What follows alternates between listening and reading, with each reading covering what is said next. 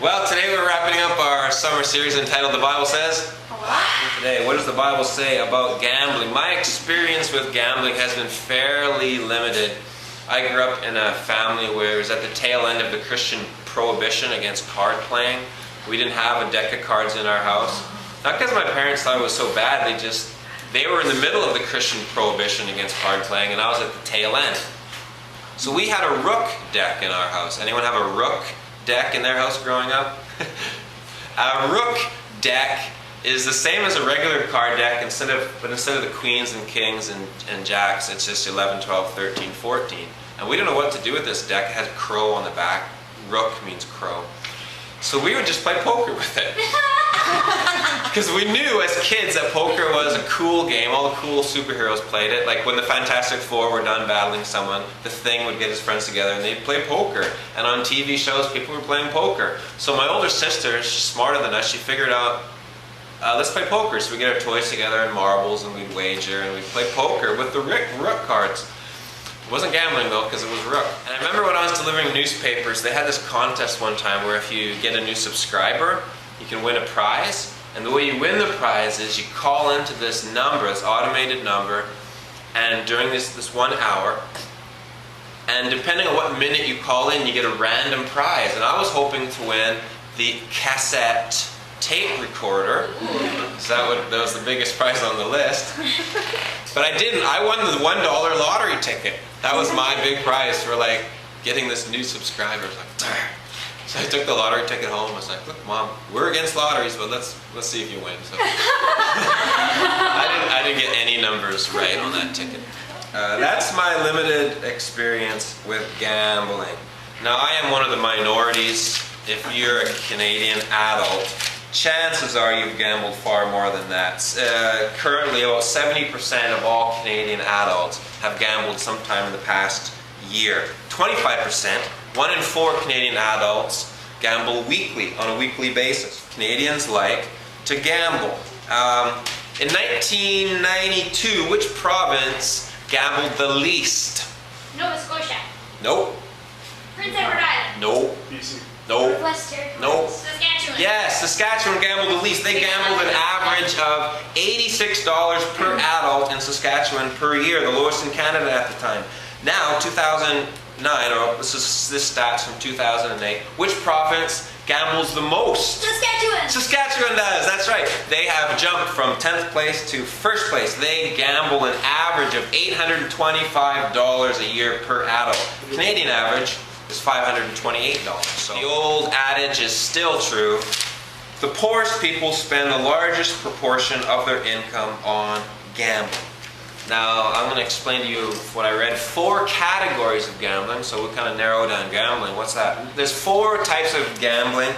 There's the regulated gambling, so that's the lotteries, bingo halls, casinos, horse racing.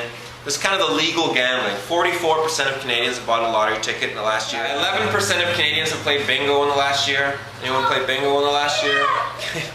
17% of us have gone to casinos in the last year. Anyone been to casinos? Same 2 or 3 people. 3% horse racing. The second category is informal betting amongst friends. For example, 15% of Canadian adults are hockey pools. Anyone involved in hockey pools? There you go.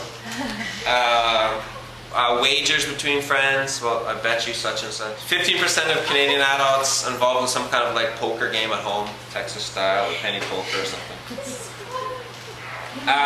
The third category is illegal gambling. I won't ask you to raise your hand if you're involved in illegal gambling, like dog fights or. Oh, that's horrible. You put your hand up. The fourth category is the stock market. Some people go into the stock market as an investment. They do their research, they see a company they believe in, they invest their money. Others just do it as a gamble. So there's the 4 categories.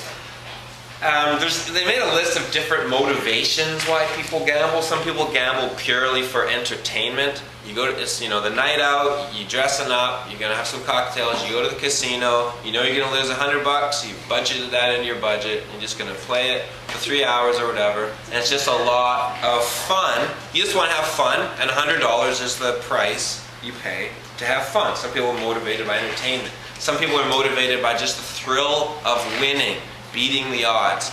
It's like there's this, you know you don't have much of a chance at that blackjack table or the roulette wheel, but you think, I do have a chance. So you pick your number or whatever, however you play those games, and you wait, and the emotion builds, the excitement builds, the tension builds, and then sometimes you win, and there's this huge thrill, and that build up is like, you pay for that. You're like, that's my motivation. I love that feeling of the thrill. Some people, they say gamble for social reasons, like bingo halls. Hey, let's go get our friends together, go to the bingo hall. A lot of people buy lottery tickets because they just dream of a better life. You know, they buy the lottery ticket, they hold on to it, they think about it all the time, they think about what they're going to do if they win. You know, they can get out of debt, quit their job, get a whole new life, and that's their motivation. They just want a better life. My opinion is, the reason why we gamble, for whatever reason, is we desire is the key word here, we desire to get something that we don't currently have. And we don't want to put much investment into it. I mean, $500 a year for the average Canadian is pretty small compared to the chances of winning millions, or at the casino, thousands. So we're willing to invest a little bit in hopes that we're going to win a lot. So we desire to get something that we don't have for next to no investment. Very small investment, and we desire to get a huge return on that investment. Beneath it all is this desire to get something we don't have for little or no investment. Here's how the gambling system works. The people organize it and run it, the governments are making billions of dollars because they understand that humans have desires. And they have these desires for more, things they don't have, dreams of a better life they don't currently have. These people, these rich people, they know we have these desires, but they also know those desires could go way sideways. Compulsive gambling, destroy your family, gamble your house away. But so they create parameters wherein you can explore those desires within a kind of a safe place, so you don't lose your entire family and your whole life savings, but you still get the thrill. You kind of taste the thrill, and then you can kind of pull back. So they know we have these desires to get things that we don't currently have for little or no investment. So they create these ways for us to explore that feeling, perhaps exploit that feeling. The poorest people spend the highest proportion. They call it voluntary taxation, maybe. So these organizations, these guys that run it, the governments, they understand we have these desires to get things that we don't currently have for little or no investment. So they create these areas for us to play around with those desires. So now we're going to talk about desires, forbidden desires. Now I don't know how you react to that word. Maybe you're like, there's forbidden desires. Who are you to tell me what's forbidden? You will be able to tell yourself a whole bunch of forbidden desires. There's a guy named Portman who wrote a book on the history of sin. And in his book, he made a list of modern sins we all agree with, desires we all would agree should be forbidden for us. For example, if you thought about, hey, I'm going to desire to harm the environment today, you'd probably tell yourself, stop that. That's a forbidden desire. We shouldn't desire to harm the environment. We shouldn't desire to not try. In our society, if you don't have any ambition, you don't want to make your life better, it's like, you can't do that. That's a forbidden desire. Don't desire to do nothing. Obesity in our society is frowned upon, and if you desire to be obese, most people would say, you shouldn't desire that. You tell yourself, no, that's a forbidden desire. Depression, forbidden desire. Harming children. If you desire to harm children, most people would tell you it's forbidden, right? Right. Let's say you popped in, hey, I'm going to harm some children today. You say, no, I don't want to harm children. Where did that thought come from? I will not dwell on that thought. I will not allow it to become an emotion within me. I do not want to desire to harm children. I do not want to desire to abuse my wife. I do not want to desire to harass people at work. None of you get up in the morning, I really desire to harass people at work. No, you tell yourself, that's forbidden for me. I'm not going to do that. Denying the Holocaust. The thought may pop in your head, hey, that might be fun to deny the Holocaust. I'm going to desire that. No, you talk yourself out of it. Someone says, hey, you want to come deny the Holocaust with me this afternoon? You say, no, that's forbidden. I'm not going to do that. Homophobia, forbidden. Racism, forbidden.